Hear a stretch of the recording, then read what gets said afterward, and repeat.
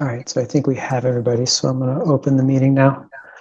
All right, so this is the Town of Lancaster Conservation Commission meeting of March 12th, 2024. To open the meeting, I'm going to call the roll. Dennis Hubbard. Here. Bruce McGregor. Here. Jim LaValle.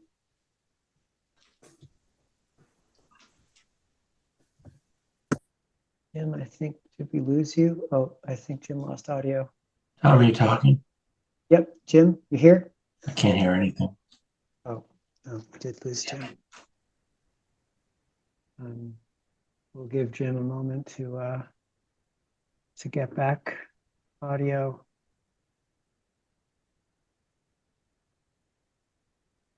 Tom Seinberg also here. Just get a moment for Jim to fix his system.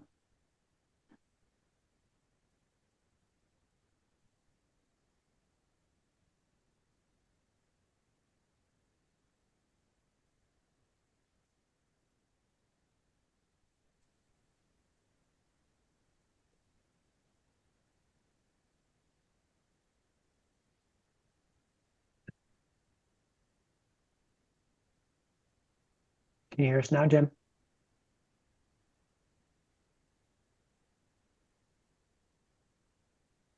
I can hear you.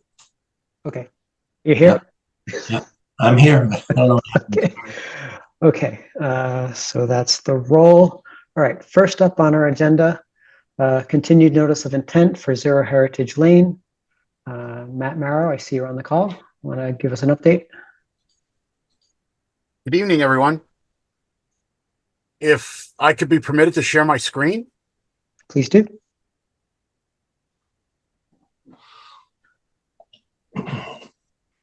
Just let me know when everyone can see. Sometimes there's a lag. Yep, I can see. Okay. So this is basically an update on the progression we have for the plans. We have some more detail we're going to add, mostly housekeeping items like, better indexing so that everybody is aware of what is going on in the plan. But I wanted to give you the basics. So what we did, per the commission's wishes, we moved the house completely out of the 200-foot buffer zone. We moved the proposed driveway over. We relocated, well, the entrance anyway. We relocated the driveway farther away from the property line. We've basically taken the wetland replication areas and consolidated everything into one, which is the area that catches the most water going off the property or back onto the property and into the stream. So the 2,900 square feet is basically here, goes in accordance with my plan. There's a detail here of that. We included a detail on the culvert crossing, which we had the calculations that we presented previously to support that it can hold everything. Sorry about the blue spot there. We've moved the house over just a little bit, and in doing so, to make sure we had sufficient cover on the tank and the force main, not force main, but the main, we've relocated it here.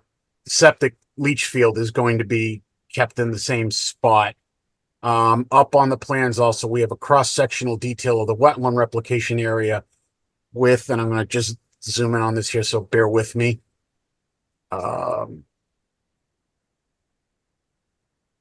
We have a little bit more detail to complement the narrative that I had proposed in here. It talks about soil mixing and the procedure for the wetland replication, as well as the shrubs that are being planted in addition to the seed mix. Those are the basics right now.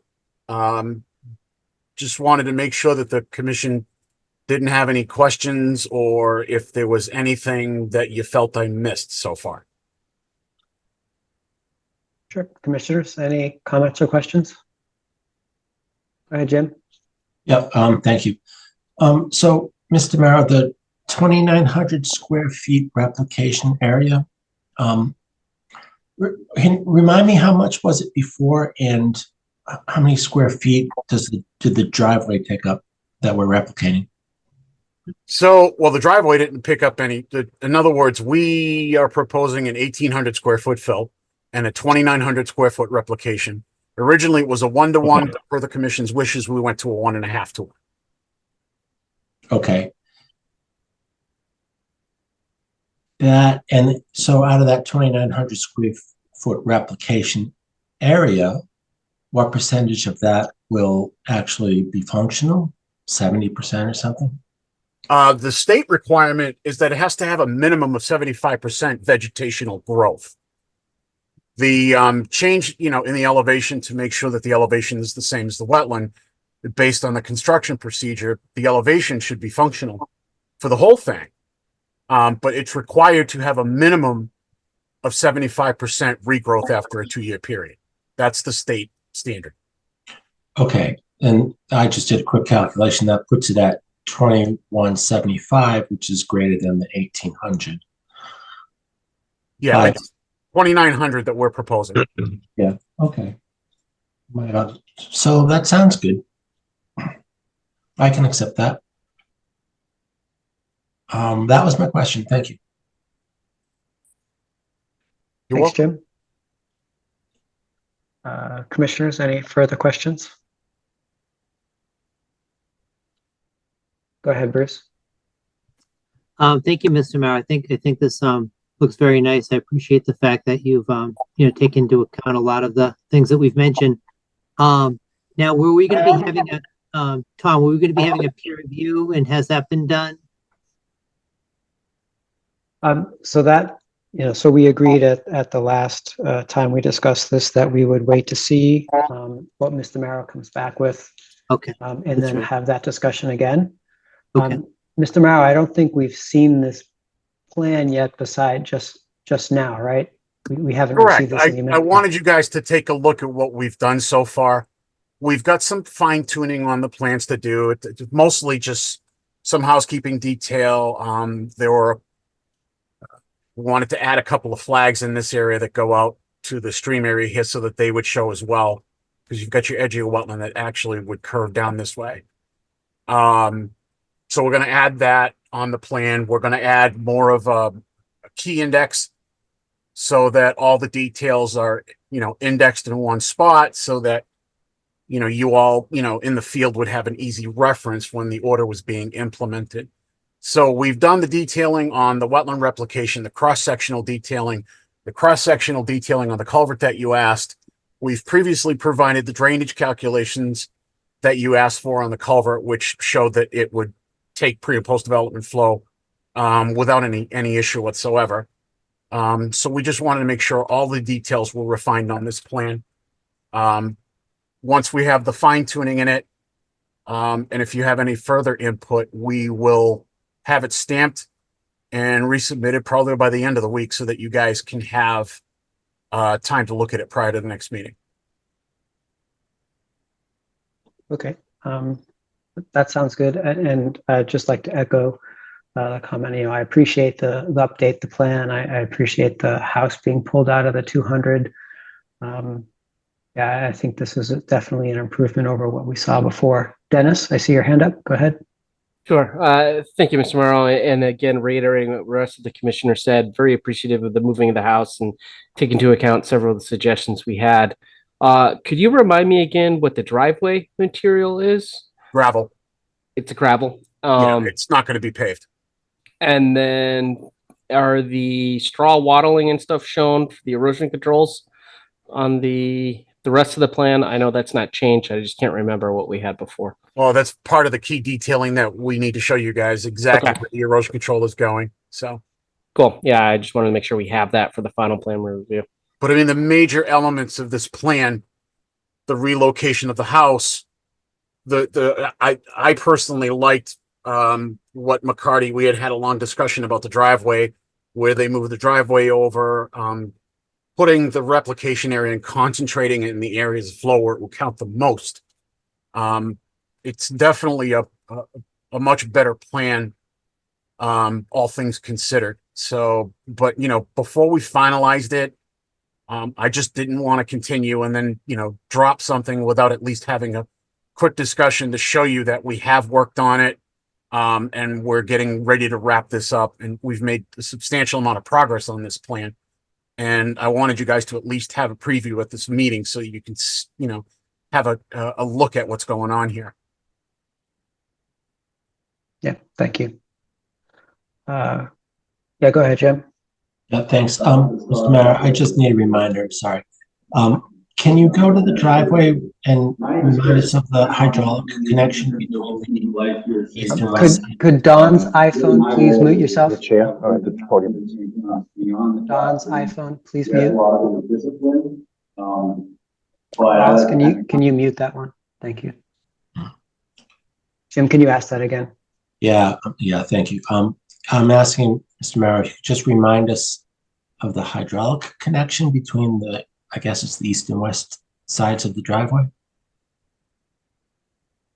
So you have an 18-inch culvert here. Yeah, okay. I just So need a The reminder. culvert would essentially carry the flow where it's going now, which is this way. Is there any maintenance that needs to be done in that culvert over the years? Oh, it's a large 18-inch culvert. It's going to last quite a number of years. I think the only thing you'd probably want to do is, the homeowner would want to go in and make sure that it was, kept clean and free of like silt. You can do that. And it's a short enough culvert. You can do that essentially by hand. Okay. All right, thank you. Any other comments or questions from commissioners?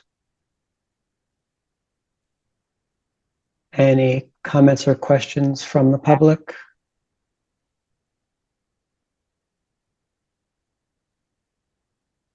Not seeing anything. Brian, did you have any comments?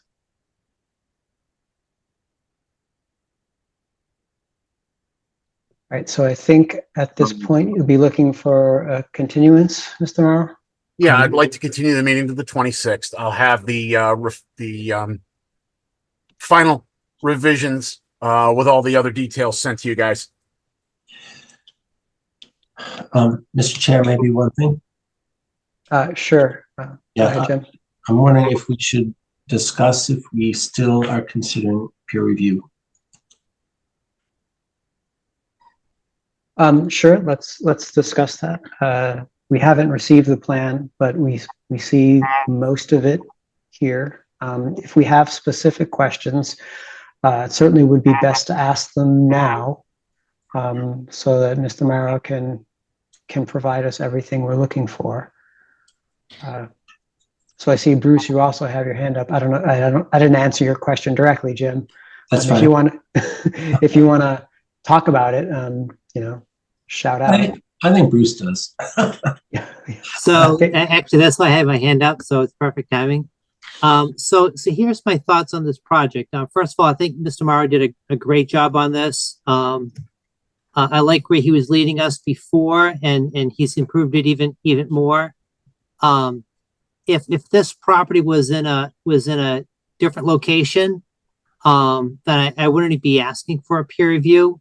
I think some of the issues that are going on with what's happening with the road have nothing to do with this property. I mean, obviously there is some flow coming down from the property now, but Mr. Morrow is, with what he's done, he's going to, put that at least at a break even where there's not going to be an additional flow. But all of the water that comes down George Hill Road, all of the water that's coming in from that spot where the mosquitoes, where they had cleared that out. There's issues on this road right now, and it's not all to do with this property. It has to do with the location of it and what is happening elsewhere. And the only thing I'm concerned about is I'm thinking that once this gets built, and if they're having the same issues that they're having before this house was even built, the first thing people are going to be thinking is, well, they built that house. So the thing is that these issues are happening now, and this house isn't even built. And when this house gets built, the way that Mr. Morrow has set this up, I think that there's not going to be anything additional that's going to be coming down from this property from what they've got now. But unless they fix other things outside of this house, they're still going to have the same issues. So one of the reasons why I was thinking of the peer review is because if a peer review comes in here and says, oh my goodness, what Mr. Morrow did is amazing. I mean, I don't know what the cost of a peer review is, but it could save a lot of headaches down the road if we've had this peer reviewed and I mean, I think that it looks great myself, but if a peer reviewer says that, who has a lot more, expertise than I do, and then that way there, once this house gets built and hopefully they do other things to try to fix the issue that they're having with the property, not this property, but the lane, then at least, it's less that they come back and say, it's this property, because we had it peer reviewed, just as that extra check. So that's the reason why it's less that I want the peer review, because Oh my I goodness, feel we get it. uncomfortable with the project. I think Mr. Morrow is doing a great job with the project. It's only because of the situation that's going on with the lane currently before the house has even been built. So that's just my thoughts. Thanks, Bruce. Jim? Yeah, Bruce, well said. I agree with everything you said. I think, Mr. Mayor, you've made some really significant and good improvements, but it would behoove the commission, I believe, to still have it peer reviewed. That's what I think. So I don't know, gentlemen, if you want to wait until we receive the final plan, or if you want to just vote to confirm or not the peer review right now. May I ask one question, Mr. Chair? Sure, please go ahead. So, what I'd really like is to know what the scope of the peer review is going to entail. I mean, there are issues that you've named that aren't relative to the property. So if the peer review is it just to examine that the construction of this property isn't going to aggravate the problems on the road? Is it the entirety of all the elements that are proposed on there? I'm looking for like some type of what would actually be reviewed. That's fair. Bruce, you've got your hand up. Yeah, definitely will not have to do with anything outside of this property, what you've done. It's kind of almost to protect whoever's going to be this homeowner, because I think what you've done, Mr. Morrow, is a very nice job. And just the scope is strictly going to be based upon what you've done here, and to show that it's gonna hold up like we expect it to. And I know that, these things are never perfect. It's never like you can guarantee 100% that any of these are gonna hold up. But just, just another quick check. I know it's a little extra money to do that, so I apologize for that, especially with such a nice project that you've done. But the scope is only going to be for this property and for what you've done, just showing that it's going to help prevent that flow coming down from the building that we're putting in here in the driveway. Okay, fair enough.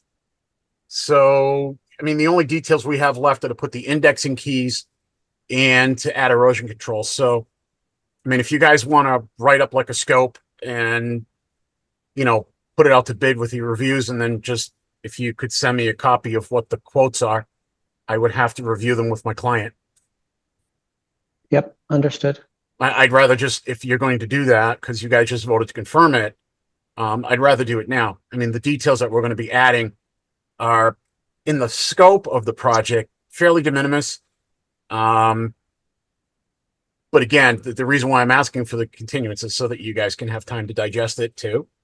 And, we can start moving on with, whatever third party you want to review it. Yep, so we actually haven't voted to require the peer Oh, I review yet. apologize. I must have misunderstood. Sorry. Sorry, Tom. So we were discussing that. So we hadn't quite gotten to the point to do the vote. Kendra, I see your hand. I'll call on you in a moment. I just wanted to see if any other commissioners had more comments on the question of peer review. Yeah, go ahead, Bruce. Tom, do you have any thoughts? Just kind of looking for your thoughts. I know you when you brought this up a few meetings ago. I was very happy that you did bring this up, because I was kind of thinking of that as well. And so I was just wondering what your thoughts are on this, before we vote. And also, you'd probably be the expert of knowing exactly, how to write this up, but I was just kind of wondering your thoughts. Sadly, no, I'm not the expert on writing it up, since I've never done any of the bidding. I haven't been involved in that process. My thought, I think a peer review is acceptable. I want to make sure that the hydrology here doesn't make anything worse. Yeah, so I'm in favor of it. I'm in favor of it because the rest of you are in favor of it also. I think that's important, that we all agree that it's important. If someone was arguing strongly against it, I would take that into account, of course. Brian, I did see you briefly have your hand up. Yeah, I think in terms of getting a peer review in a situation like this, we could certainly go to 2 or 3 different engineering firms, provide them. I think what normally happens, we would provide them with the plan and a little explanation of what's going on, and they send us proposals. So that would be the scope of work. Yep. So that would identify what's going to be in play and what wouldn't be in play. Mr. Chair, if I may. Sure, go ahead. Respectfully, Mr. Keating, I kind of disagree with you. So the town should be providing the bidder with the scope. So a scope, for example, based on the conversation that I'm hearing, would read something like, to provide a review of the notice of intent relative to the hydrology of the site to ensure that the hydrology of the site is going to be maintained pre and post development. And then the third party reviewers would take that scope, look at the documents you provided, which would be the plan when I provide it to you guys at the end of the, like Friday or Monday. And then they would basically form a quote on that. If you start leaving it up to the individual firms to come up with their own scope, we run the risk of having scopes that may be outside the context of what the application and the notice of intent is all about. I've been through that recently in another community. So Okay. I guess that's what I meant by project description, describing. Okay. Okay. Then we were thinking the same thing in different words then. Yeah. Well, you were a little bit more concise than I was being. In the meantime, you could do the scope, in between meetings, and, you're going to have to probably get whoever wins the scope, you'd have to set up the 53G, and then my client would provide the check for the 53G amount based on, the review of the bids, et cetera, et cetera. Mm-hmm. Yes, that's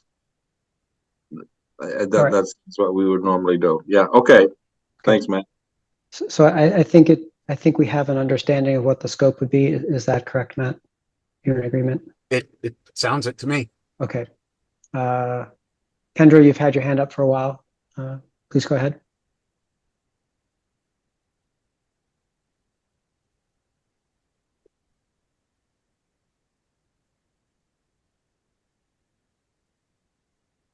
Kendra, are you there? You don't hear anything.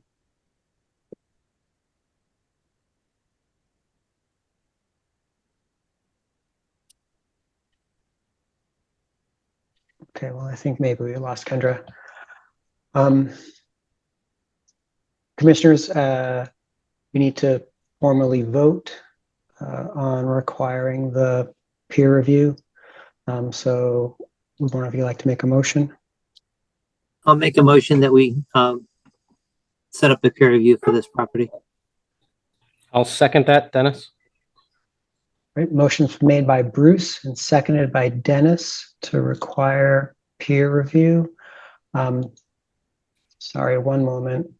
So Kendra's chatting that she can't unmute. I don't know, Roz, are you able to unmute her from your side as meeting owner? I don't know if that's possible.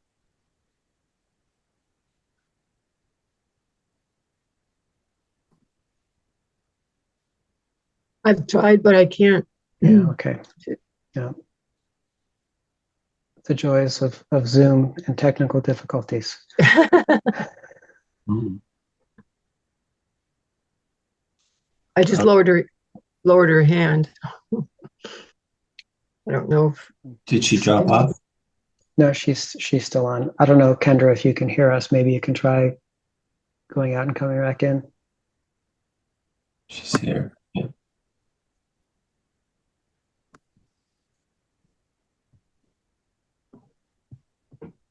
Maybe if I stop the screen share and the screen changes appearance, maybe that'll help.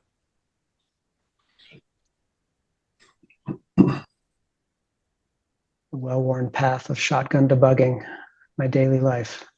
Okay. All software has bugs. Sadly, we're experiencing that right now.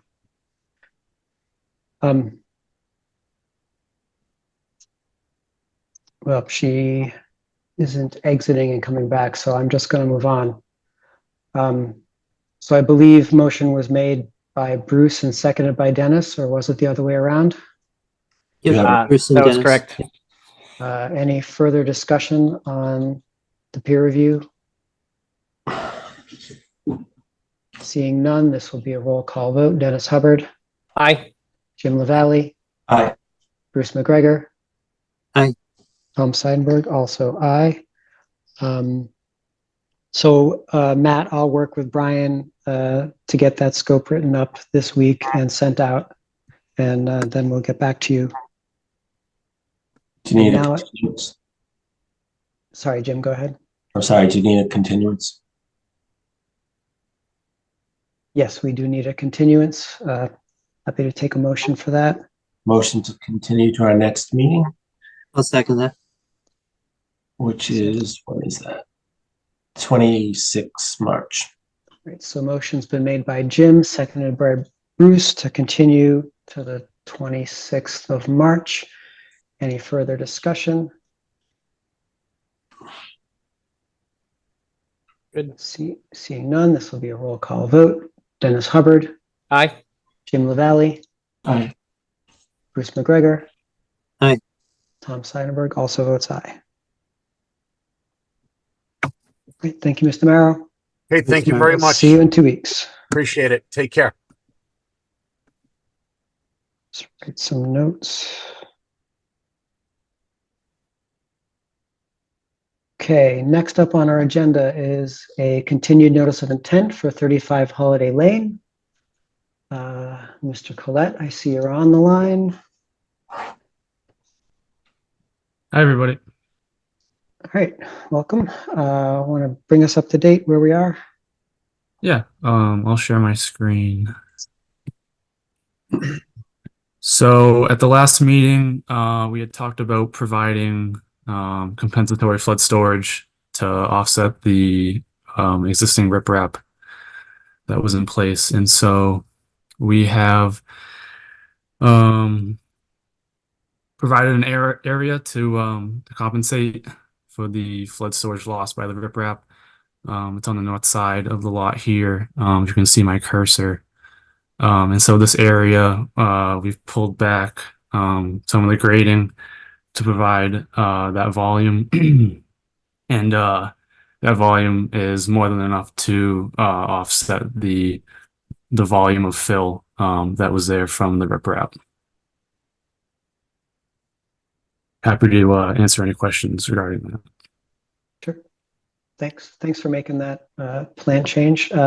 Commissioners, any comments or questions? Go ahead, Jim. Can you just tell us what the volume of the fill is and what is the volume of the additional storage? Yep, and so this is on the plan. If I scroll down, went to the wrong sheet. At the bottom of the plan, so the fill volume was 270 cubic feet from the riprap, and we are proposing 360 cubic feet of volume with the regrading. Okay, thank you. That's all I have.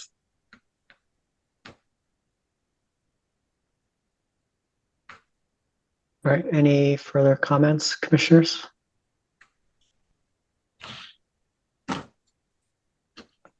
Brian, any comments or questions? No, Anything from the general public?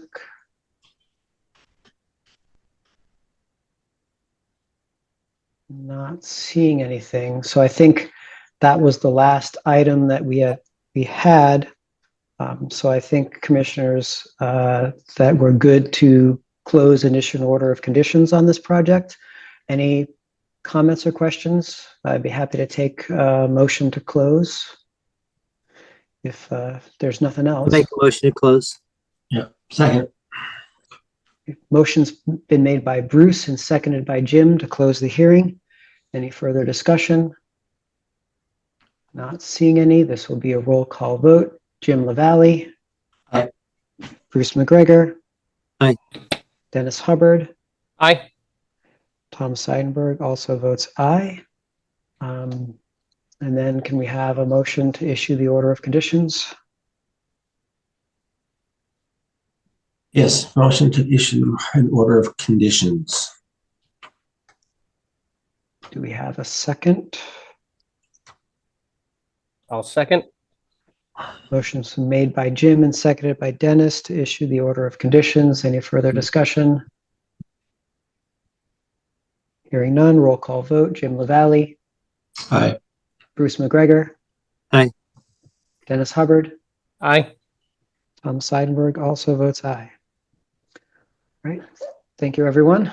Thank you. I know Everyone. this was a long process. I hope in the end it was satisfactory. Absolutely. I'm gonna, do everything planned and do everything that I'm approved to do, and I appreciate everyone's time. Happy to put it to rest.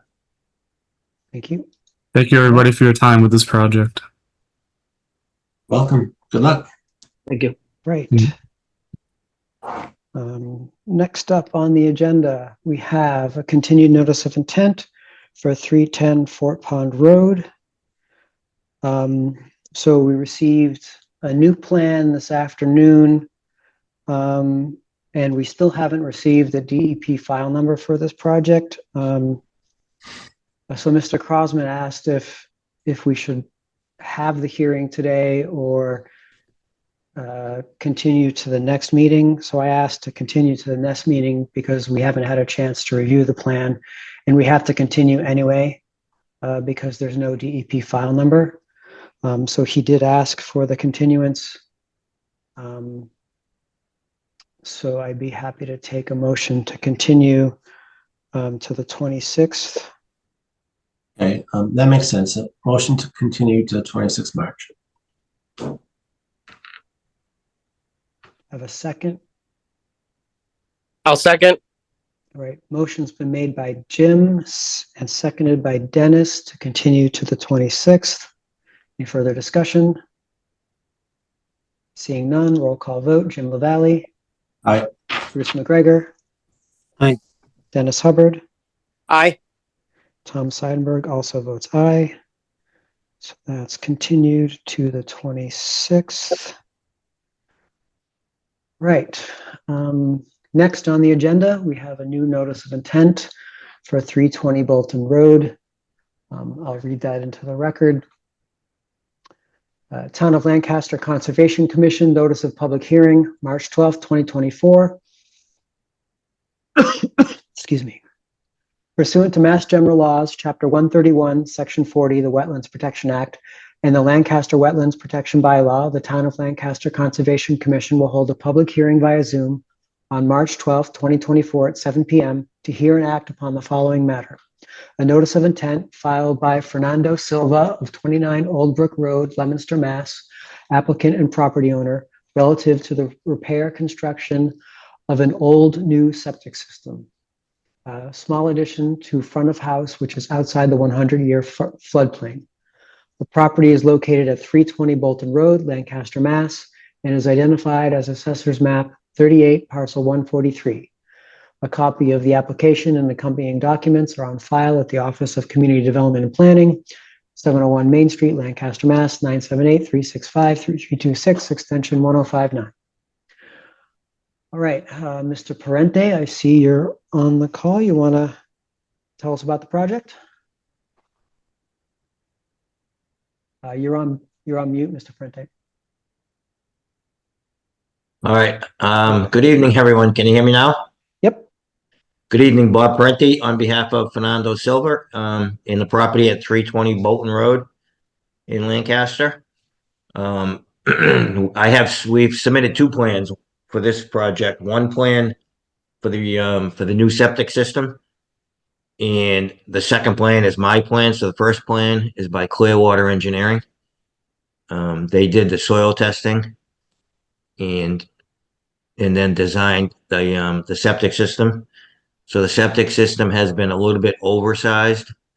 It's shown as a 3-bedroom septic because we needed to send the soil out for evaluation because the groundwater was a little bit too high to do percolation test. So Bill Brookings from the Neshoba Board of Health has indicated that when the groundwater drops a little bit, if we are able to do the perk test and get a valid perk rate, there's a possibility that this could be a 4-bedroom septic design.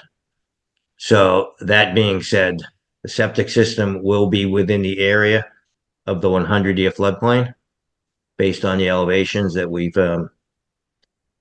shot around the property with the GPS satellite information.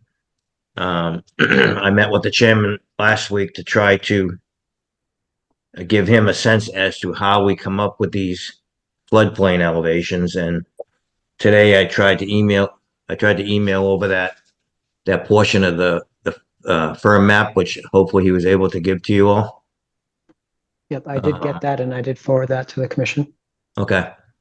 So the interpolation of the elevation I come up with 235.25 for the 100-year floodplain elevation based on that mapping.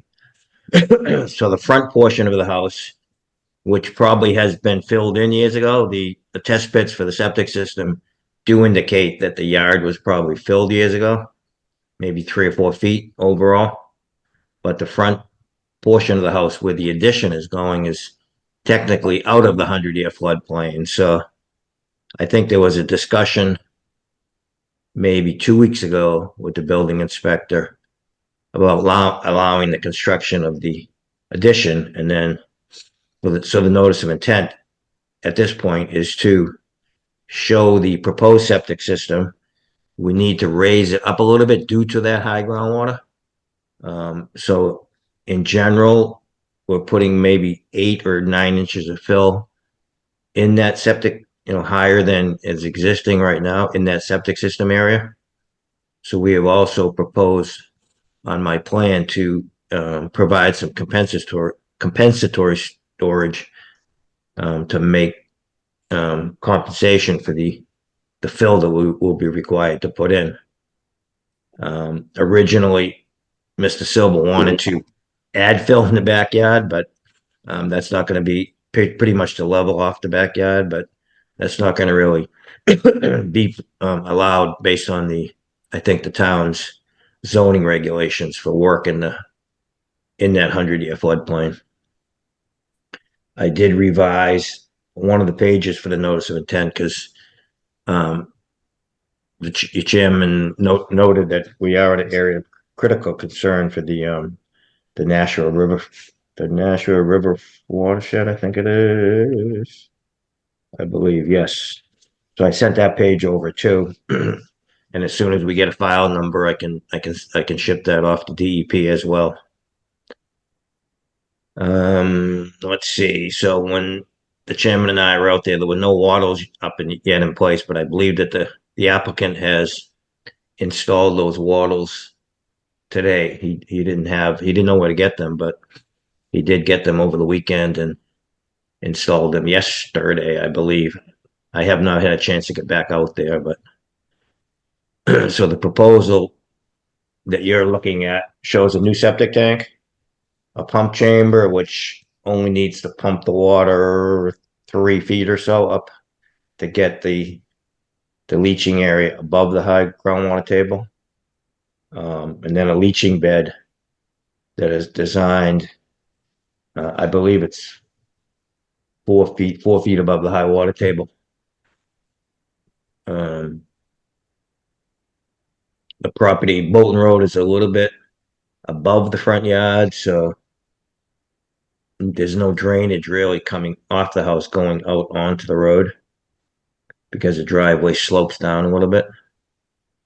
The backyard, the back of the house will drain towards the back of the property, where there's quite a bit of flat area, almost like I don't know who owns that property in the back of this house to the north, but it's pretty flat, and it does tend to have water sitting there when we get these heavy rainstorms, which I would say is about elevation 233.5. So that is about 2 feet, roughly 2 feet below the 100-year floodplain elevation. I think we have, oh, and then one other thing. So the existing house in the cellar has had 2 sump pumps in there due to the high water table. So those sump pumps will pump maybe March, April, May every year until the groundwater drops. They were pumping a lot this fall when I was out there in December because the water table was so high.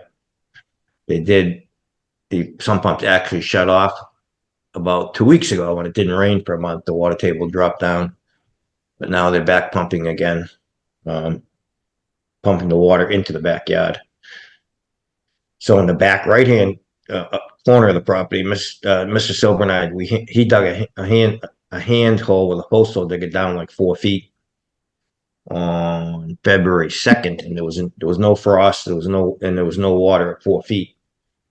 So I think that what he's going to have to do is add basically a little infiltration basin, or basically an infiltration basin where the sump pump can pump into the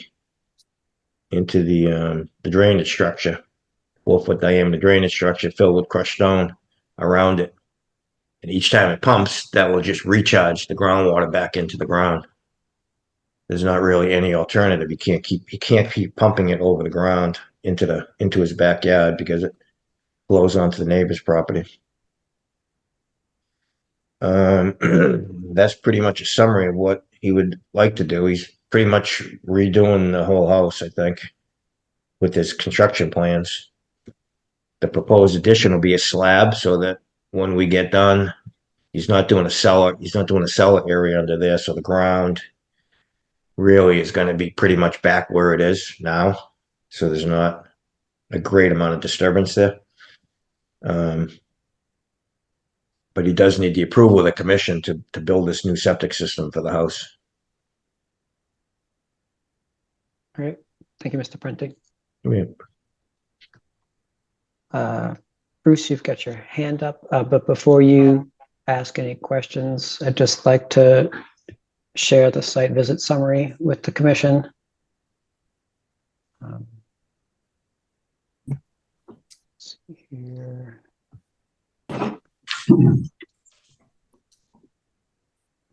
So as Mr. Prenter already said, I met him on site last week. We walked around the site, did observe that some excavation had already begun. So there were 2 large spoil piles, or a large spoil pile in the area where the septic system will go. I'm not sure where that excavation was from. I think that was like where the addition will be. There were no erosion controls on the site when we visited, so I requested that those get installed. So as Mr. Parente mentioned, those have been installed. I did do a quick drive-by this afternoon. I did see the wattles in the back of the property, but I didn't see any on the side. I don't know if there should be some on the side. Certainly it didn't look like there was anything surrounding the spoil piles. but I did see some in the back of the property. I did note on the notice of intent that the ACEC box was not checked, but it is in the Central Nashua River Valley ACEC. So Mr. Parente did send an updated page, so that'll need to get sent to DEP. And he also showed me the FEMA map from which he determined the flood elevation. So I asked him to send that to us, and so then I forwarded that on to the commission. Yeah, so that's pretty much it for the site visit summary. And now I'd like to stop sharing, but I can't see the button. There we go. All right, Bruce, you had your hand up. Go ahead. Yes, thank you. I live on Bolton Road as well, and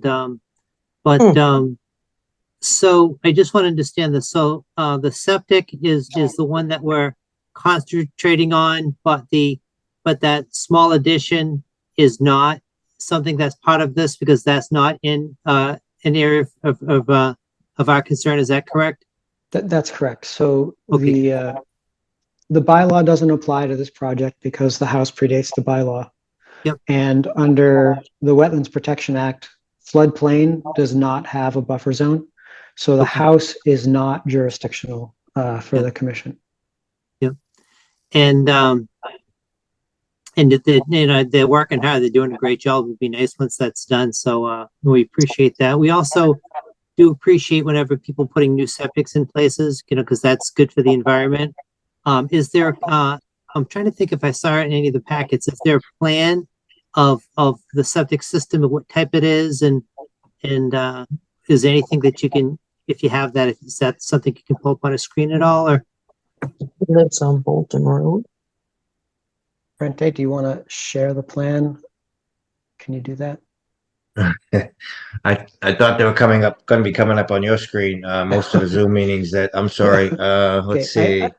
I can share the plan, but So we do, I Mr. do- McBride, we do have a septic design, and it's going to be a leaching field because that allows a little bit shallower depth for the bed itself, 6 inches. So we're we're fighting the groundwater and the floodplain elevation. That's the going to be the most reasonable way to build this new septic system. Thank you. And that's the plan by Clearwater Engineering. The other plan is by me, myself, which has the existing conditions and then the proposed disturbed areas, which I calculated the volumes that I thought would be appropriate for the file. Oh, there we go. So there's an existing cesspool out back, and I think an overflow cesspool. And those structures, I opened the cover. Those are like 5 feet deep. So those are well within the groundwater table existing, and they're going to get removed and filled with. So they'll get removed, pumped out with, and then filled with sand. So the new system will be more environmentally friendly by getting it up out of the groundwater table. So that, can I point to that? Yeah. So here's the existing cesspool on the screen that we have. We got a new septic tank, new 1,500 gallon septic tank, a new pump chamber. They can't see your. Oh, they can't see my cursor? They can't okay. see your cursor. Oh, I think that you're pointing. Is that where you're pointing? That's the existing cesspool. Yep. And then the septic tank would be just to the left of that on the plan. Yep. Just to the west of it. Yep. And the pump chamber is the smaller chamber, which is perpendicular. And then we only need to pump about 3 or 4 feet high to get the elevation, the correct elevation for the bottom of the leaching field, 4 feet above the high water table. So it is what it is. We can't get it out by gravity. Otherwise, we'd be doing more fill in the backyard, which I do not want to show. I don't want to be showing the Lancaster Conservation Commission. And then on the northeast corner, doesn't show on this plan, but that's what on the other plan is where we'll be trying to recharge in. Yep, the northeast corner. So that's what so I have a little square where we dug the test hole, and then If Mr. Chairman moves the cursor over, yep, that's the proposed, basically a recharge structure. We'll recharge in the groundwater that we're just going to take it out of the cellar and put it back into the ground in the backyard. There's no other choice for that. And it's clean water. I mean, it was pumping the day the chairman and I were out there, and it's all clean water. It's just groundwater. Can't get around it. Can't change it. Does that answer your questions, Bruce? Yes, thank you very much. You're welcome. Bruce. Jim, you've got your hand up. Yeah, thank you. So thank you, Mr. Parente. So I too live on Bolton Road. Okay. I've been on Bolton Road for like 10 years now. And the field behind the house does flood. It probably floods twice a year. So I've seen that thing flood maybe 20 times, right? And I have never seen it come up to the houses though. So that's good news. It threatens, but it's never gotten that high in the last 10 years. Your plan to me looks like it improves that site significantly as far as the septic goes and the pump out of the cellar water. So that's awesome. Thank you. My question is for the septic, how did you determine the high groundwater level, and how do you know that you've elevated the leaching field enough? So that criteria comes from the state, from the DEP, the soil modeling. So if I were to look at the test pits that Clearwater did, we had to bring a backhoe out there, dug down 7 or 8 feet. I didn't stay for the testing. I used to do the soil modeling, but soil modeling is how they determine the estimated high groundwater. Okay.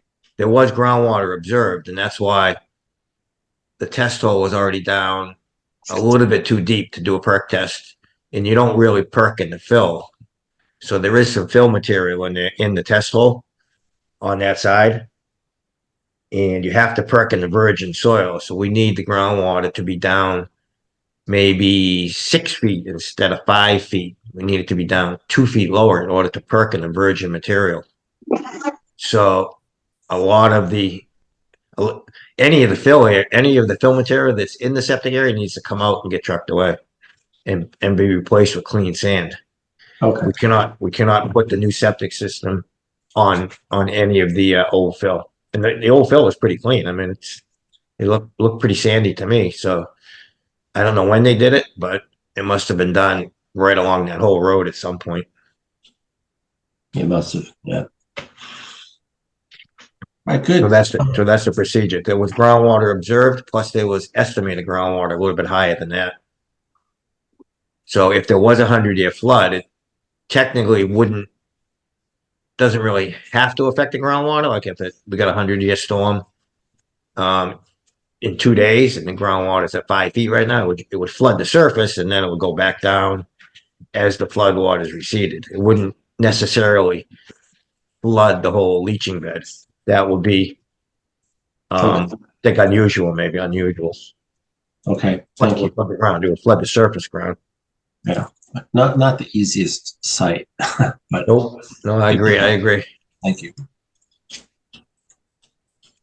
Any other comments or questions from commissioners? Brian, did you have any comments or questions? No, I didn't.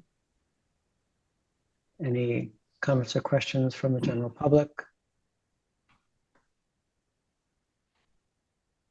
So I'm not seeing any. So we don't have a DEP file number yet, so we can't issue an order of conditions. So we can extend until we get a file number or continue. Yep. Okay. So our next meeting is the 26th. Commissioners, you don't have any questions or comments, right? I'm kind of assuming this is a relatively straightforward plan. We would be voting if not for the lack of DEP file number. Yep. Yeah. Yep. Okay. All right. So let's continue to the next meeting and hope for the best. Yep. And hopefully we'll get the Board of Health to review the septic plan. It has been submitted to Neshoba, so hopefully we can get any comment or questions or whatever, but hopefully for the next meeting. There are a couple of other NOIs in front of the commission that came in weeks before you that still don't have DEP numbers. So Okay, I don't know all right. how hopeful. Well, I think But, Mr. Silver, he's got a lot of work to do in the house, so I think the septic system, it would be better if the groundwater were a little lower, so we'll just have to play that by ear. all right, You know, so the longer he waits for the septic system, the better off he is, basically, at this point. okay. Well, I think the DEP is going to help him out there then, but All right, sadly. That works for everybody. So happy to take a motion to continue to the 26th. I'll make a motion, continue to 26th. I'll second, Dennis. All right, motion's been made by Bruce, seconded by Dennis to continue to the 26th. Any further discussion? This will be a roll call vote. Jim LaValle. Aye. Bruce McGregor. Aye. Dennis Hubbard. Aye. Tom Seidenberg also votes aye. Bob, I'll reach out to you like on the 25th or 26th to see if we don't have the DEP number, there's really no point in you showing up and Okay, we'll just we could I'll continue reach one more out. time. Yeah, we'll see if we'll need to continue again. Okay. Okay. Very good. All right, thank you all. Great, thanks. Okay. Thank you. All right, that ends our public hearings. Next on the agenda is more discussion about the proposed Hawthorne Lane open space transfer. I'm in a butter to this parcel, so I have to recuse myself from the discussion. So I will hand the chair over to Jim LaValle, who will run the discussion. Thanks. Thank you, Tom. So we did a site walk, and I filed a site visit report, sent it to Brian, and I would like to share that with the commission and the public. And then after that, Brian, I think you had a meeting with town council where you may have got some questions answered. So after going through the site walk report, I think you have some things to update us on. Sound good? Well, no, we didn't meet with town council. We actually met with the. Supposed to do our house tonight? Yeah. Can you mute, please, Annie Warren? Oh, Thank you. you? Yeah, so we actually met with the developer who came. Brian, you. Yeah, no, someone muted me. I get just tired of hearing me talk all day. So, yeah, so we actually met with the developer. So there was some developments. So there's a few updates there we can discuss. Yeah. Okay, thanks. I'm sorry. I thought you had me with town council, but Well, I may have thought that was the case because I knew there was going to be another meeting like we had the last month, but this one did not involve town council. It was a meeting with. okay. All right, so I am going to attempt to share my screen. I know last time I tried this, it did not work. Share.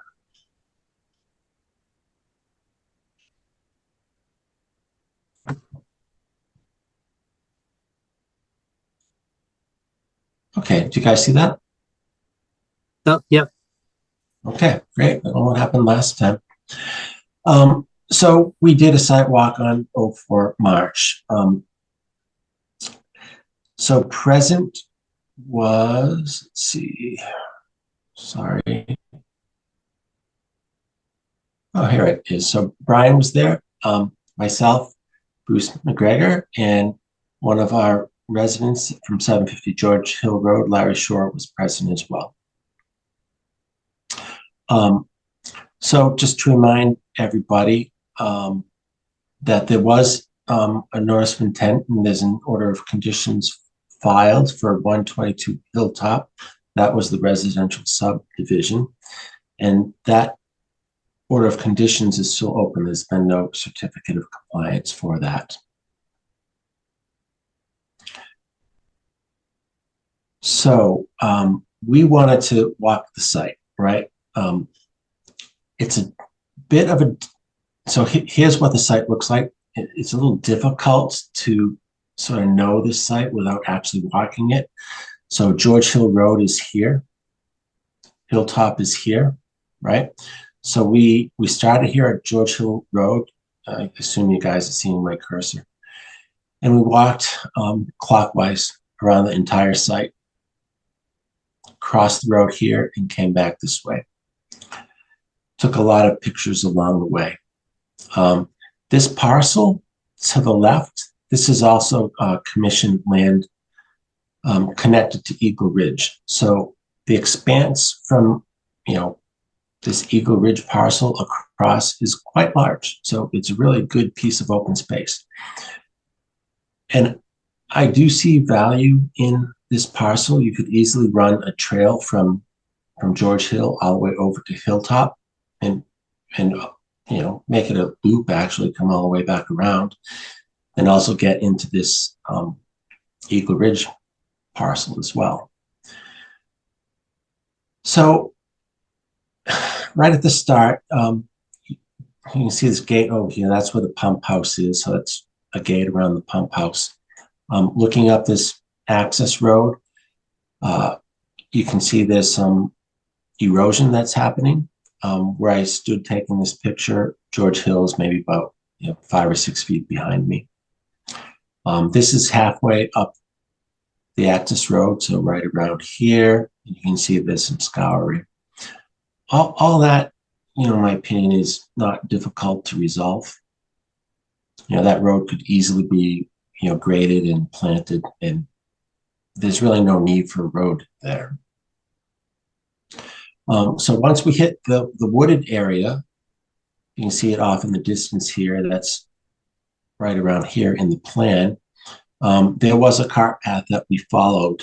We were able to follow that cart path all the way around till here, where there was a stormwater management system. Let's see. It's a little difficult. It was a little difficult to stay on the property in these narrow areas, like right through here, right through here. It's hard to know if you were on the property or not, but I think we did pretty well.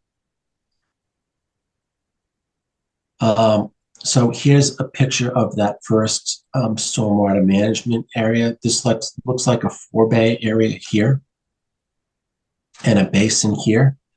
This is a picture of a drain pipe feeding water into the 4-bay area. Here's the outflow. So there's a high water outflow and a low water outflow. So this thing was running. There was water flowing into the 4-bay. There was water exiting. And here's below the basin, you see the water exiting here. And it went into a sort of a pooled, ponded area down below the basin.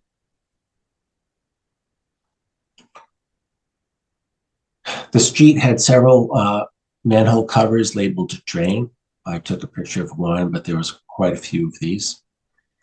And this other thing, this was not in the street. This was on the property below the basin. It says stormwater quality device. No idea what that is. Presumably it's something that needs maintenance though. And there was still some erosion control in place. I took a picture of it here. From there, we crossed the street. I'll show you where we are on the map. So we crossed the street right here and took a look at this stormwater management system right here where my cursor is. So here's a picture of that. There's an outflow, right? It's got a high water outflow. There's a low water outflow down there.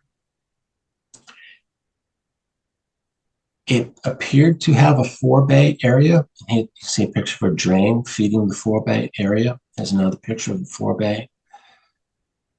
And when the 4-bay fills up, it looks like there was sheet flow across here down into the main basin area. But I don't really know how these things were designed to work. So from there, we traveled through a wooded area to reach the pond. This is where there was that violation before, which is now closed. Pond looked to be in good shape. There were plantings from the restoration plan all over the place that we could see. You can't really see it well in this picture, but right all along the pond edge, there were bushes planted. There were trees planted. So the restoration, I think, and it went as planned. So the certificate of compliance was warranted. So from there, we went back to the starting point. Crossing the field back to the starting point, I just noted that it was quite wet. So that's the site. Bruce, you were there. Do you want to add anything? Yeah, no, I think that I think you described things very well.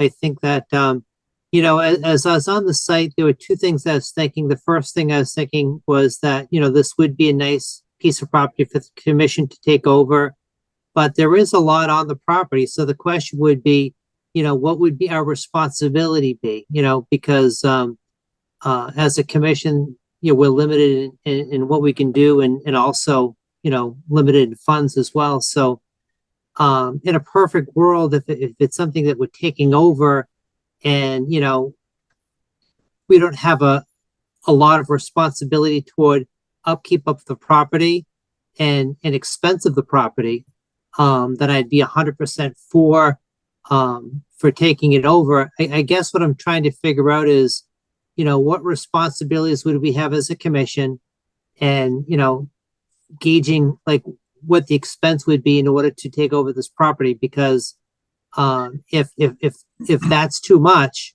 then I would recommend not taking it over. But if we're looking at a light lift, then I think it'd be a nice property to take over, and you could have, you know, there could be some nice work done to the trails, and like you mentioned, make it a nice loop. So those are just some of my thoughts. And great job with the pictures, Jim. You really captured, you know, what we saw that day. Yeah, thank you. Brian, can you tell us what you've learned? Sure. So, well, subsequent to that, and I did, I'll just, you know, there was this discussion between, say, you know, a lot of the discussion was around what needed to be done to complete the road, in order for the town to accept that. I did bring up the question of, if there was a CR, what would be the liability or the responsibility of the Conservation Commission? And I was told there would be none. So it's simple. You know, there wasn't any qualifications for that. There wouldn't be any responsibilities to the Conservation Commission to maintain any of the open spaces. I can press further on that to see, you know, well, why wouldn't it be? Who would be maintaining the detention ponds or the other devices there? But as far as I, you know, the simple answer was no, there wouldn't be any responsibility for maintenance. And I also was a little surprised too, but I did ask, you know, just for clarification, so that I guess that was not a 4-bay in front of that detention pond. It's just one detention pond with no pre-treatment. Okay. So, you know, but I did mention that it appeared. Now I don't know if it was if that was the vegetation in the detention pond that was supposed to be, you know, maturing, but at some point it would need to be cleaned out, and I didn't get a conclusive answer there, so that's something I need to follow up on. But it appears that there are a few. The DPW commission, the DPW, the water commission, they seem to be okay with the road. Okay, now I know this is not about the open space, but it appears that the road is ready to be accepted with a punch list. Raising some hydrants, and you know, a few other things there. In terms of the water pumping station, there was a punch list there. The generator seems to be in some level of disrepair. The fence is not high enough. And there was a discussion around the screening of it. When I say the screening, the vegetation, the arborvitaes, and I think that's probably going to be the extent of what the screening is now, is the arborvitaes that are now planted in front of it. But generally speaking, it looked like it was nearing a positive resolution for the property. All right.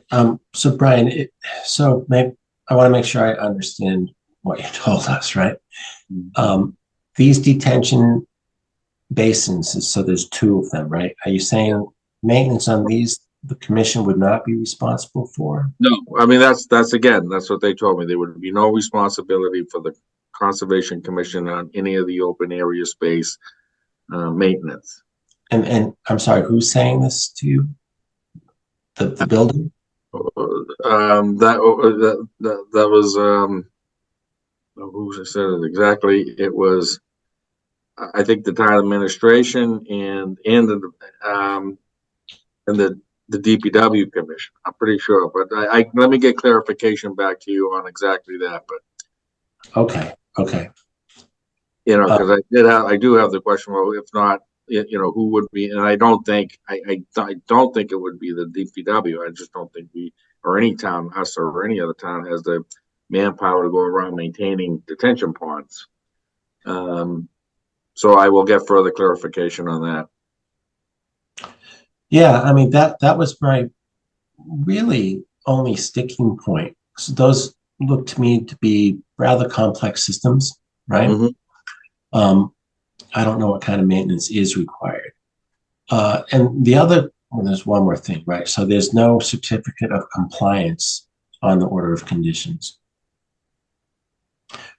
What is the liability to the town if we accept this parcel and we don't get a certificate of compliance, if any? I don't know. Okay, I will certainly follow up with that because the certificate of compliance was not discussed at the meeting. Okay.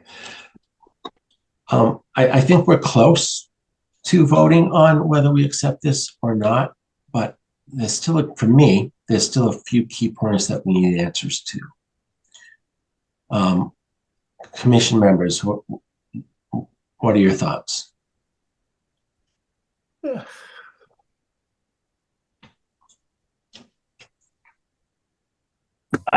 Jim, Dennis, my big whole thing's on the liability and the cost. So, I mean, if we can make sure it's spelled out that we're not responsible for the upkeep, maintenance of the stormwater treatment activities, the basins, and also we carve out the pump stations, then I'm okay with taking on the green space. But I want to make sure that's in writing someplace, not just a verbal. That just seems to me like we're taking out way too much from either liability or cost or both. Yeah, I agree with you. Brian does too, I think. And I agree with Dennis as well. So I was going to say, Okay. Good job, Dennis. All right, do we have any questions from the public?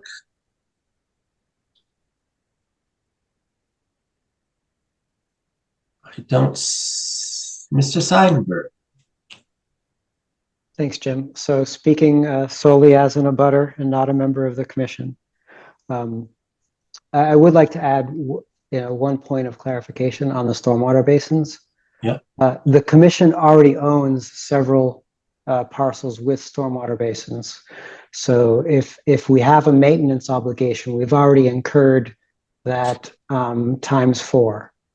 The commission owns 2 stormwater basins in Runaway Brook and 2 stormwater basins on Devonshire Way.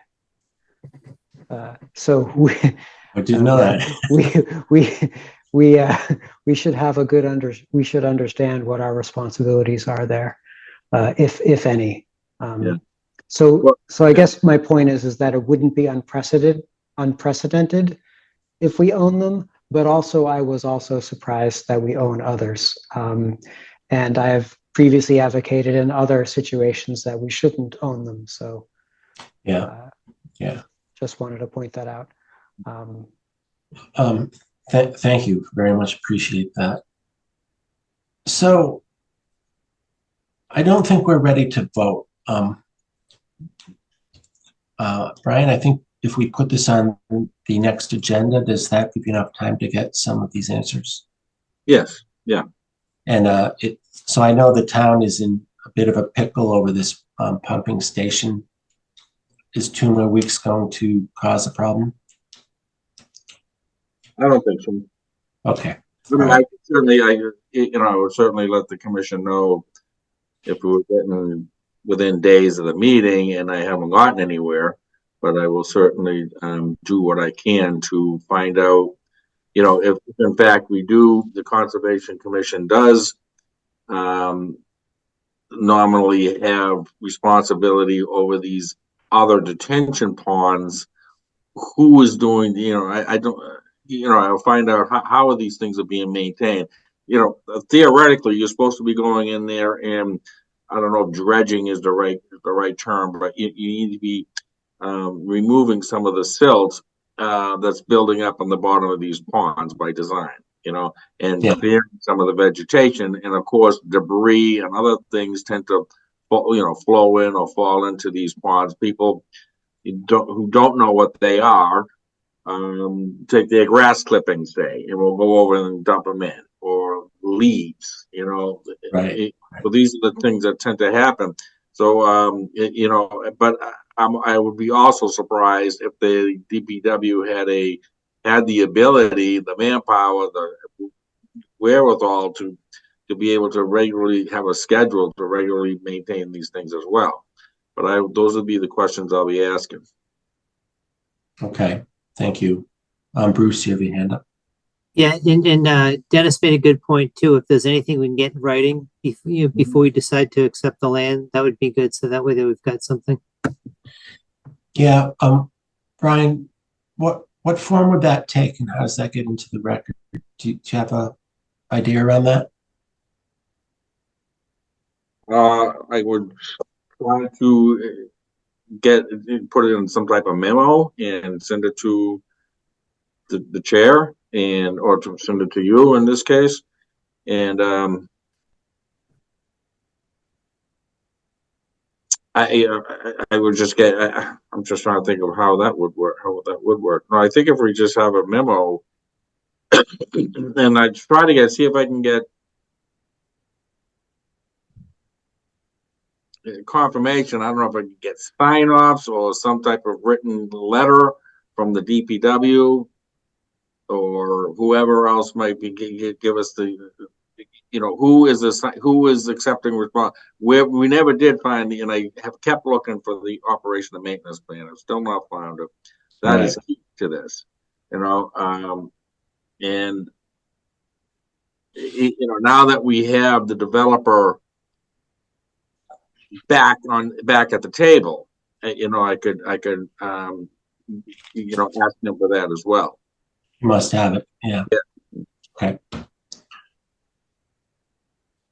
Okay. So a little homework to do. All right. Are we good to move on? Yep. All right. Back to you, Mr. Seidenberg. Thanks, Jim. Let's see, next up on the agenda, we got a 61A right of first refusal letter for Kalen Farms. I don't know, Brian, did you have any updates on this? Or No, just the work and just conversations I've been having with Bobby Joe. So I got some. So I think right now we're waiting. So the Board of Selectmen right now are considering the right of first refusal. So after the notification by the property owner, which was earlier this month, the 4th, I think, they do have 120 days to respond or to that. And then after that, it's just, whether they do or they don't. Well, if they don't, there was going to be a question of calculating, penalty, either the clawback or the rollback or the conveyance tax. From what I understand, whichever one is the greater, the property owner would be responsible for. Last night at the planning board meeting, we did vote to approve the A&R that he has requested for not for the 547 Neck Road, but for the 339 Center Bridge Road. Is it 7 Bridge Road or Center Bridge Road? I can never get those straight. Bridge. 7 Bridge. Okay, 7 Bridge. Okay. And so I don't know where the first 6 bridges are, though. Do you?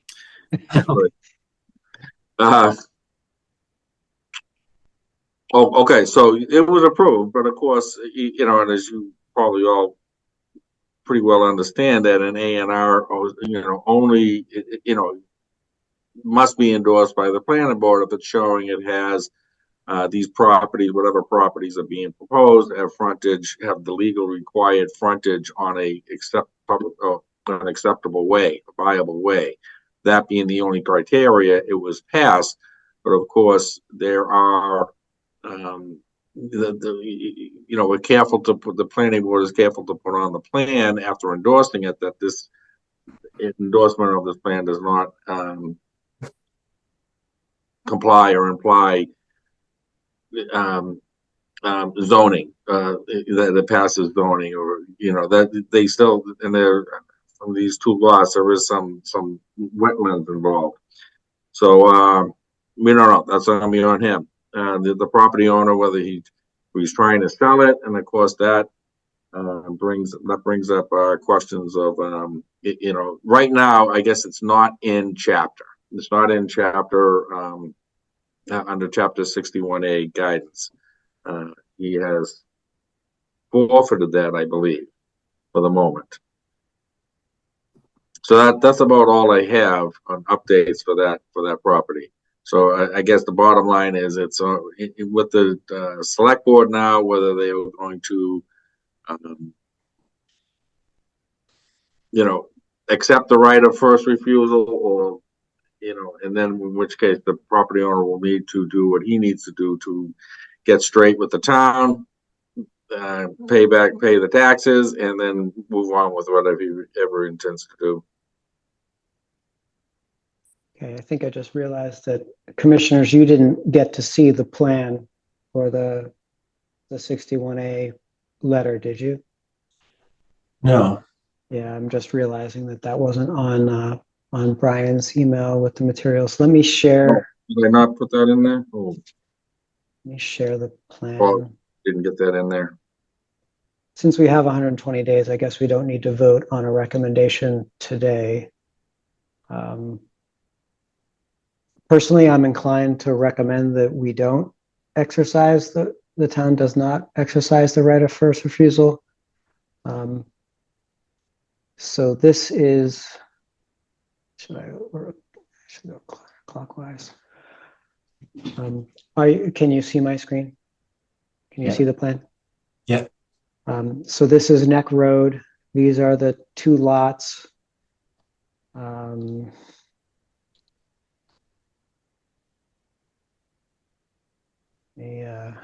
Bring up on thanks, the map. Tom. Yeah, that map is useless. So I'll give you some context. Okay. So the lots are basically right here, the center of the screen. The first lot is pretty much mostly this one, between 560 and this building.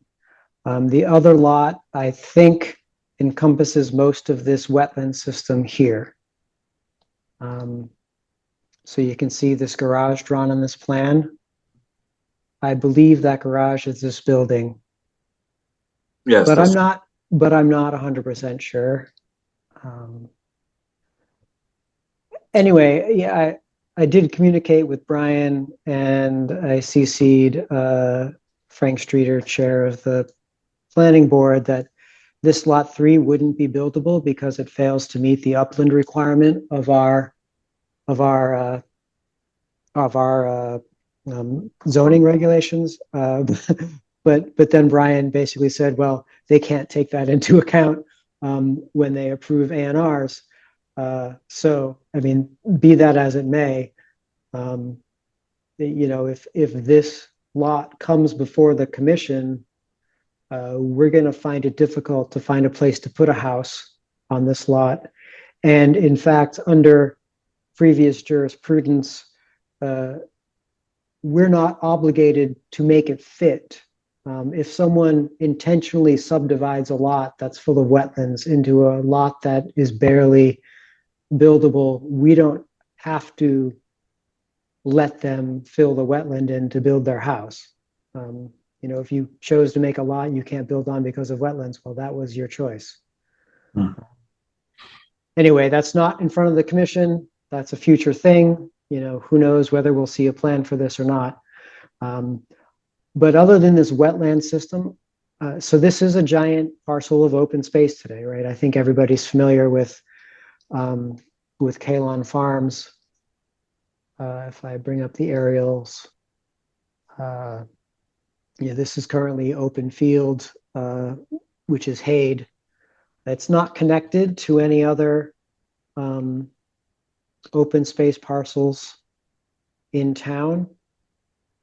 I don't think that it has a particularly large amount of value for the commission. But that being said, perhaps, it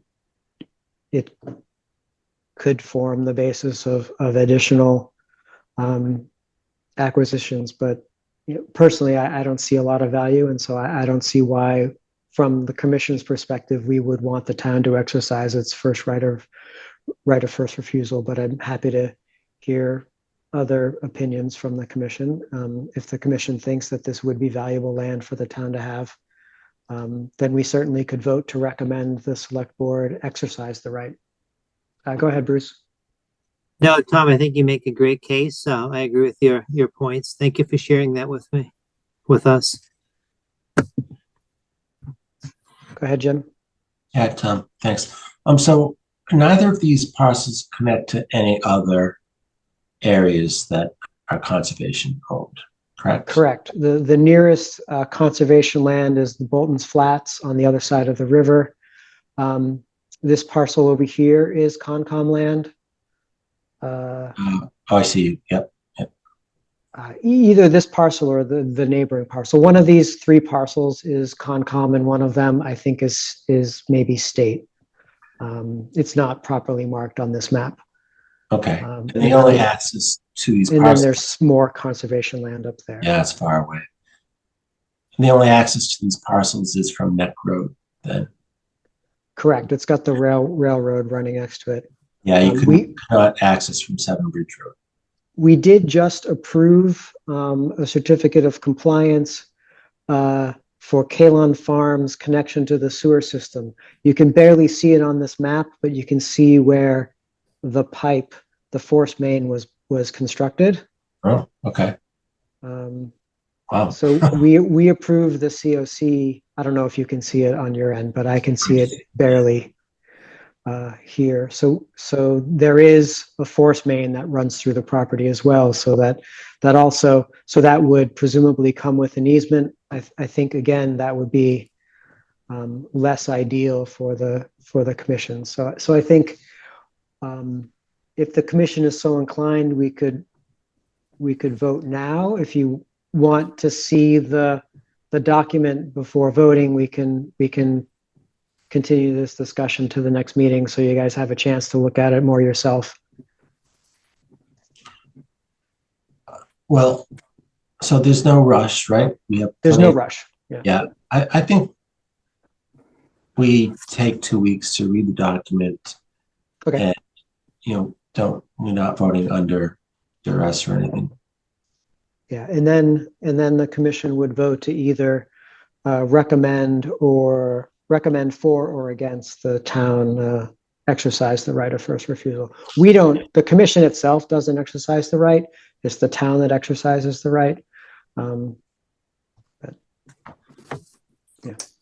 Okay.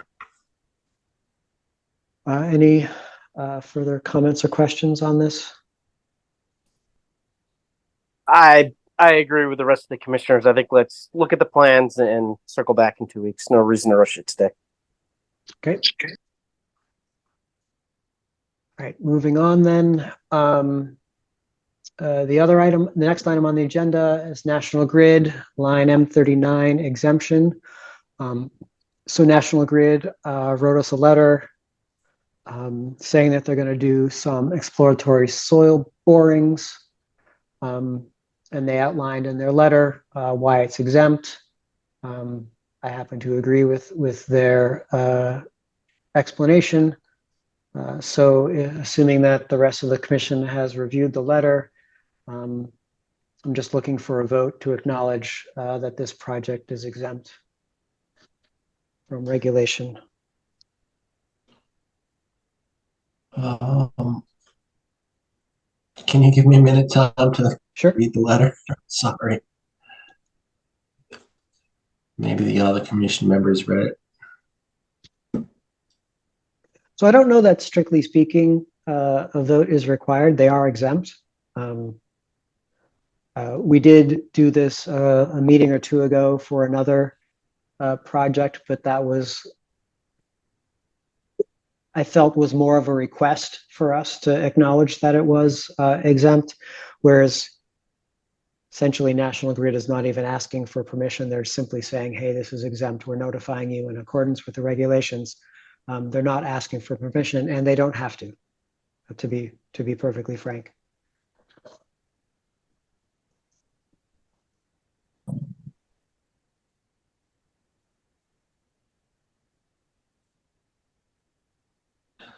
Okay. Sorry, guys.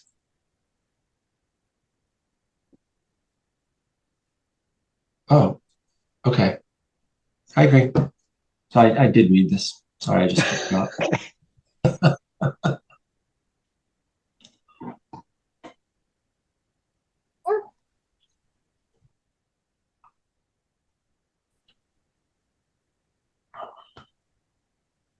All right, so if somebody wants to make a motion, or if we're just going to move on, since we're basically in agreement that they can do this.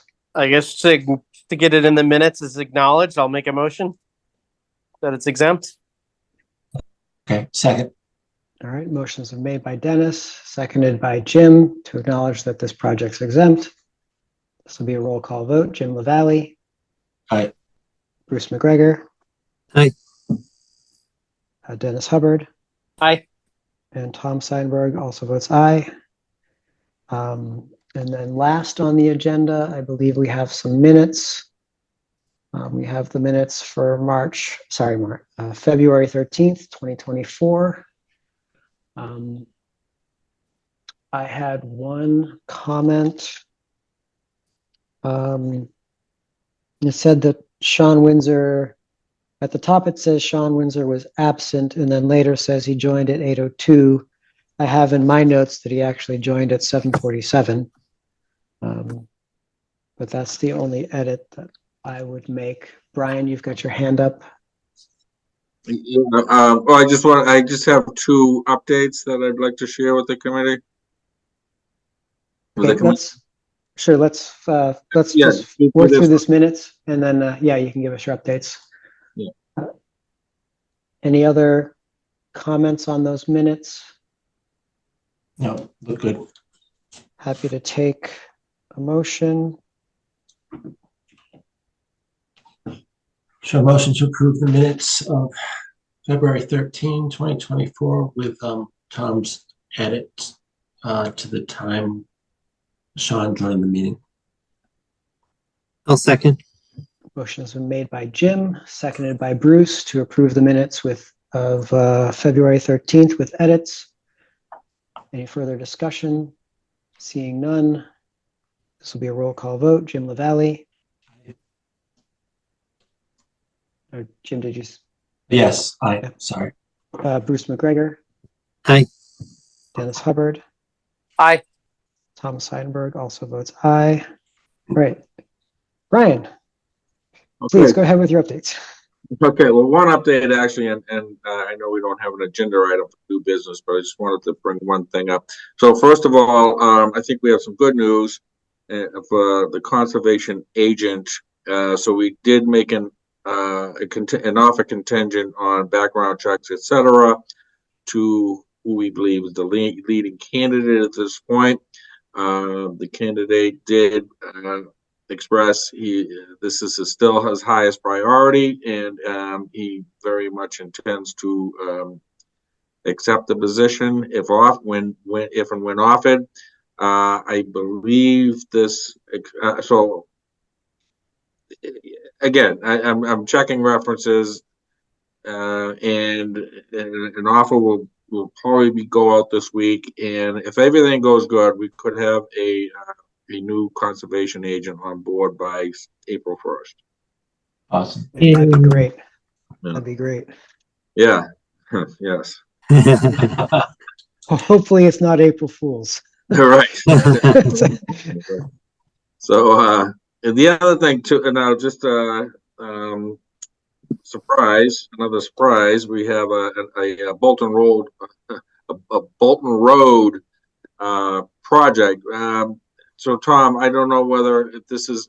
I was suggested to I've been in conversation with the contractor here, but there was no application. So I think maybe first it was suggested he come on to the meeting, but I just wasn't without a application. I just wasn't sure how appropriate that would be. So I'm wondering if we could do something like a technical review. Just come in informally one morning or something this week when you or other commissioners are available. Essentially, what he's trying to do, this project is in the floodplain. He's trying to build a deck and an enclosed deck and an open deck.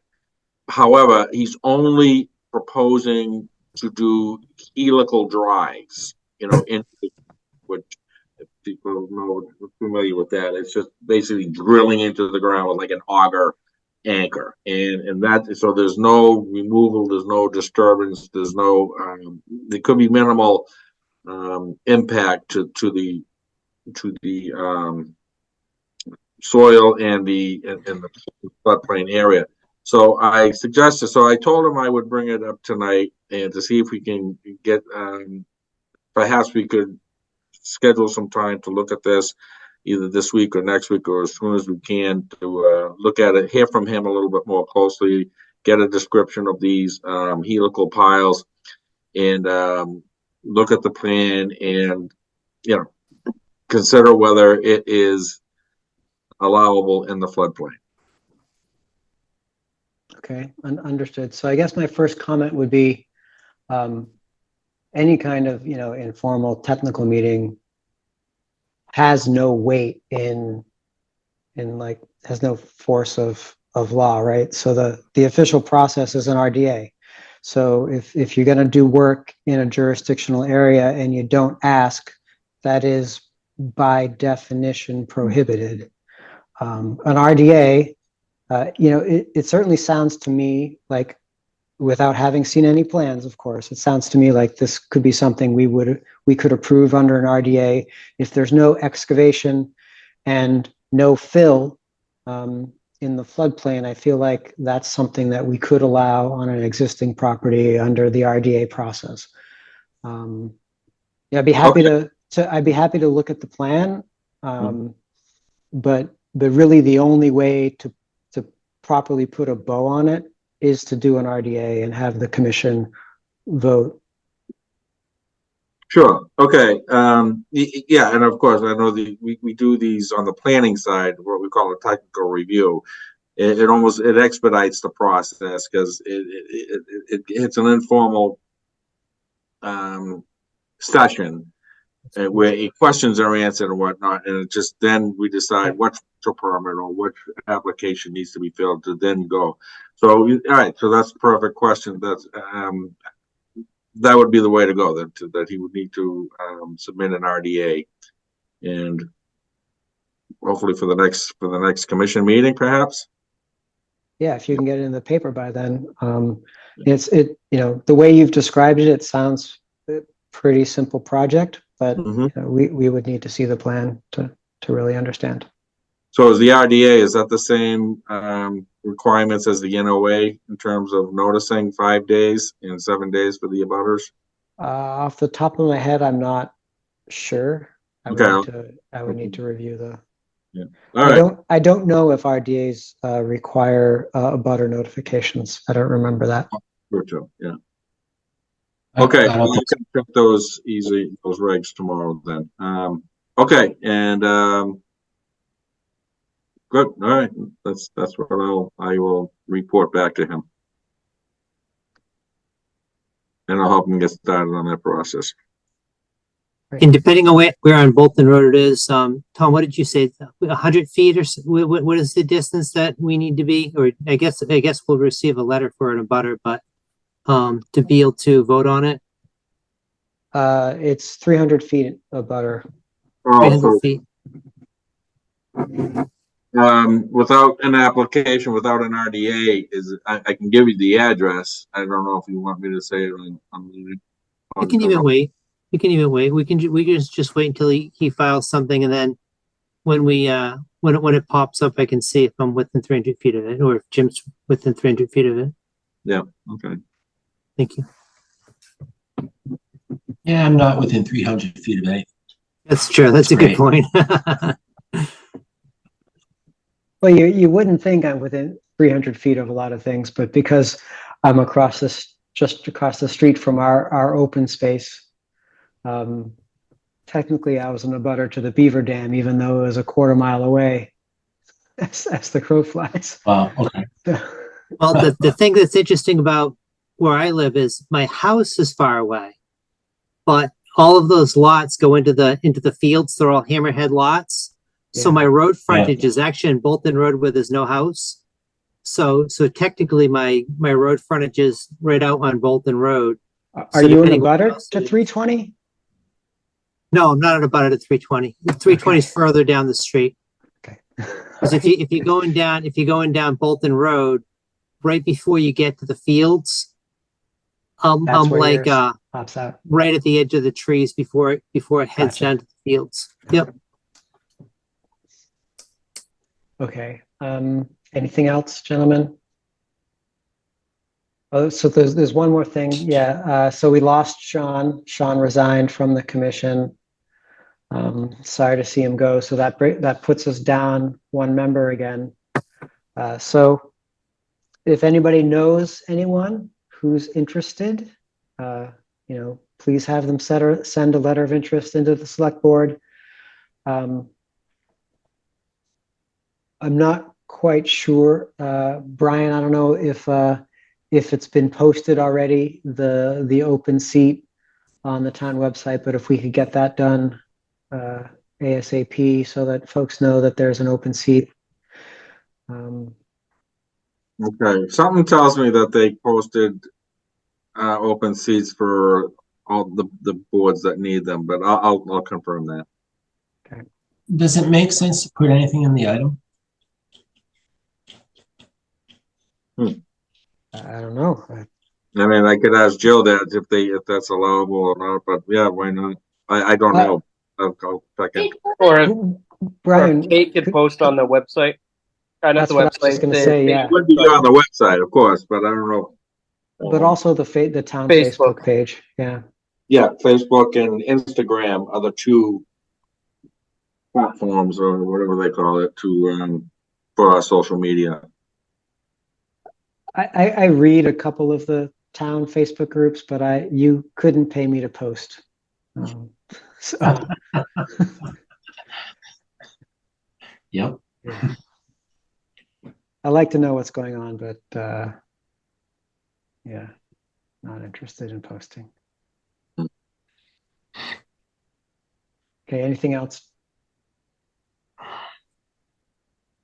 All right. Then I'd be happy to take a motion to adjourn. Motion to adjourn. No seconds, come on. Second. We're having too much fun. All right. Motions are made by Jim, seconded by Bruce, to adjourn the meeting. Be a roll call vote.